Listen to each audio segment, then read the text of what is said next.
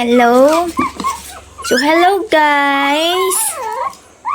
For today's video, papakilala ko po yung mga anak ni Mocha. So, bali, 6 po sila. Ganyan po sila kagulo. Ayan. Ayan. So, ay! Grabe sila. Grabe. Oy! Diyan muna kayo. Papakilala ko kayo sa kanila. Okay, wait. Okay. So, ayan. Wala na akong video noon kasi biglaan yung panganak niya. So, sila ay magsi 6 weeks na sa Friday.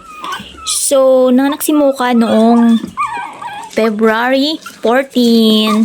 So, biglaan yun, guys. Biglaan yun. Yung panganak niya. Biglaan yun. Kaya hindi, grabe yung nervous ko noon. Hindi ko alam kung anong gagawin ko noon, guys. So, ayan. Wait lang kasi. Wait. So, ayan. Ang panganay ay si Valentina. Ito si Valentina. Ito yung panganay, guys. Ito. So, yung pangalawa. Nasaan na si Heart? Nasaan na? Ito. Yung pangalawa. Ayan. Ako si Heart. Heart. Okay. Ang pangatlo naman ay yung nag-iisang lalaki. Ito. Si Primo. Hi. Mag-hi ka sa kanila, Primo. Ayan. Okay. Pang-apat. Sana yung pang-apat na sana. At siya yung pinakamaliit, guys. Eto. So, ang tawag namin sa kanya is Petit. Petit kasi super liit. Ganyan siya kaliit, guys. Ayan. Maliit lang siya. Grabe. Oh. Eto si Petit.